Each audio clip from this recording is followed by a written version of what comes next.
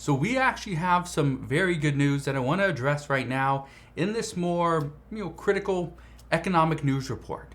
And this news report is geared more specifically to September. We are just in September. We're just now starting. It is actually September 4th. So happy September. But I want to talk about the good news. And I want to talk about this because for the past few months, most of my videos, and again, I'm sorry for this, but most of my videos are, kind of, doom and gloom. It is, the sky is falling, the economy is going to collapse. And that's kind of what we've seen. Now, I still think there is a very good chance we have a somewhat of an economic collapse here in the United States, but we do have some good news, and I want to address what's going on. Now, if you like that I just give the facts, whether it's good news or bad news, please comment down in the comment section below and just type in facts. Now, if you like the good news and you don't want me to even report on the bad news, just type in the comment section below, good news, okay? That tells me, okay, you want to know all the good news, leave out the bad news. You don't want to hear it. Or you want to know the facts, whether it's good news, bad news, and everything in between, all right? So if you guys can please do that, that would be greatly appreciated. Now, again, we are starting to get some more good news. And just because there's good news does not mean it doesn't come with any bad news, okay? So what is the good news? Well, we have a few different stories, actually 4 different ones, that are going to have a specific effect to the United States. Now, these are not in any specific order whatsoever, but these are things that we are going to see in September, all right? So let's get started. And again, if you have questions on any of this stuff, please ask your questions down in the comment section below. Here's what we know. First off, U.S. health officials are actually expecting another fall COVID surge. Now, you're probably thinking, well, how is that a good thing? This is actually a good thing because, and the surge isn't the good part. The surge is that the expected hospitalization rate is what is considered very good and considered a win. Because health officials say that we are going to have a surge. We know that. We are expecting that. But they say we're in a much better place. We're in a much stronger position than we were just 2 years ago and even last year.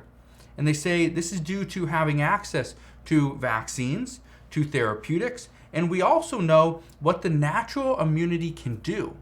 So whether you go get a vaccine, whether you go get some type of treatment, or you just kind of run through it with a natural immunity, well, there's a bunch of different options. Now, the only one downfall here, and again, I want to point this out because this is one of the issues that I had, and one of the things that I was worried about in the beginning stages of this whole pandemic I was worried about 2 different groups. There was the young kids, babies. Okay, I was really worried about that because at that time I had a child that was less than 1 year old. Okay? The second group is elderly people or those with a compromised immune system. Because like in the past 2 years, again, these are still the groups of people that are going to be vulnerable. Babies, right? And elderly. So that's still something that we need to look out for. We're not out of the woods yet, but we are getting very far, very close to it. Okay? So that is some good news there. Now, we have another huge benefit to our economy that is actually really good news as well. And that is actually that the amount of diesel that was produced in June and July has actually increased. This is good. This is really good news. And I say this because diesel prices have come down quite a bit. They've come down significantly over the past 2 months. If you remember, diesel actually topped out at $5.81 per gallon nationally. This was back on, I believe, June 19th or 20th, maybe 21st, somewhere right around there, right? And currently, diesel prices are actually $5.07 a gallon. That is the national average. But you're probably thinking, well, $5.81 to $5.07, that's only 74 cents. That's not a huge increase, right? It's not huge savings. But here's the thing. The good news is that this is expected to accelerate declines in prices. So if you're worried about I need to ship a product, or products are coming into my town. They're being shipped in. They're being delivered by trucks. Food prices are more expensive. Auto parts, whatever, right? Everything is more expensive because anything that's delivered by trucks, which use diesel, well, we got to pay more for it. The shipping rates can be a little bit more. Well, the reports indicate that no, prices are coming down. So this is actually going to be good news moving forward, and it's going to start sometime in the middle to end of September. So be on the lookout for that. Here's something else that many people do not realize is actually happening. But the United States is heavily dependent on China. And I've talked about this before. I will continue to talk about it over and over because we are. We rely on Chinese products to, all Chinese goods to fill our shelves, right?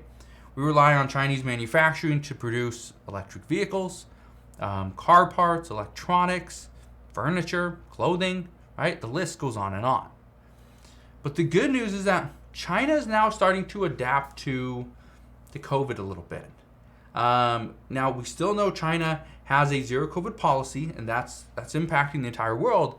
However, Shenzhen is actually now going to adopt a new tiered COVID measure. And this is happening as Chengdu is currently in lockdown and has been for the past 4 days. There are also more than 33 cities in China that are partially or fully locked down as of right now. Here's the good news.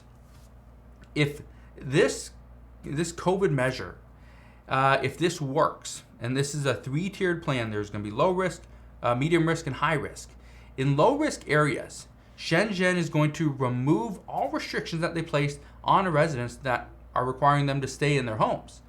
Medium risk is going to have some restrictions, but it will not be as severe as high risk areas where residents will be confined to their homes or the business in which they were just in.